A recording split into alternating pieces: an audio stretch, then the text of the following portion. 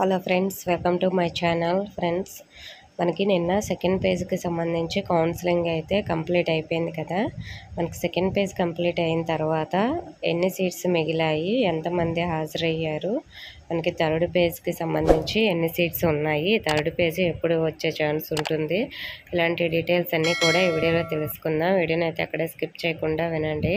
Friends, మనకి శ్రీకాకుళం IIITలో అలాగే ఇడుపులపాయ, ఒంగోలు, నూజివీడుకి సంబంధించి 4 క్యాంపస్కి కలిపి నిన్న కౌన్సిలింగ్ అయితే జరిగింది కదా. శ్రీకాకుళం IIIT, నూజివీడు IIITకి సంబంధించి మనకి నూజివీడులో కౌన్సిలింగ్ అయితే జరిగింది. 238 మంది విద్యార్థులు కౌన్సిలింగ్కి పిలిచారు ఈ 2 క్యాంపస్ కలిపి. కానీ 134 మంది మాత్రమే హాజరయ్యారు. అలాగే ఒంగోలు క్యాంపస్కి, నెక్స్ట్ ఇడుపులపాయ క్యాంపస్కి సంబంధించి 518 మందిని పిలవగా కౌన్సిలింగ్కి 310 మంది మాత్రమే హాజరయ్యారంట.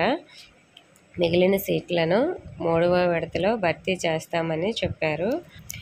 మనకి 4 క్యాంపస్లో కలిపి టోటల్గా ఎన్ని సీట్స్ మిగిలాయంటే, ఒంగోలు, ఇడుపులపాయలో కలిపి మనకి 208 సీట్లు, అలాగే మనకి నూజివీడు, శ్రీకాకుళంలో కలిపి 104 సీట్లు. టోటల్గా సెకండ్ పేజ్ తర్వాత మనకి 312 సీట్లు అయితే మిగిలాయండి.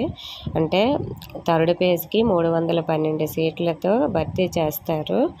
మరి 312 సీట్లు థర్డ్ పేజ్ ఎప్పుడు ఉండొచ్చు అంటే, మనకి నెక్స్ట్ వీక్లో ఈ థర్డ్ పేజ్కి సంబంధించి రిజల్ట్స్ అనేవి రిలీజ్ చేస్తారు.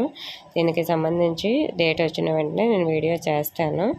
మరి ఏ క్యాస్ట్లో మిగిలాయో ఆ క్యాస్ట్ వైజ్గా మాత్రమే సీట్స్ ఫిల్ చేస్తారు. క్యాస్ట్ వైజ్గా కూడా మనకి ఇంకా ఇన్ఫర్మేషన్ ఇవ్వట్లేదు కాబట్టి లిస్ట్ వచ్చిన తర్వాత చెక్ చేసుకోవడమే. ఓకే ఫ్రెండ్స్, ఇన్ఫర్మేషన్ నచ్చితే వీడియోని లైక్ చేయండి, మీ ఫ్రెండ్స్కి షేర్ చేయండి, మన ఛానల్ సబ్స్క్రైబ్ చేసుకోండి. Thank you for watching.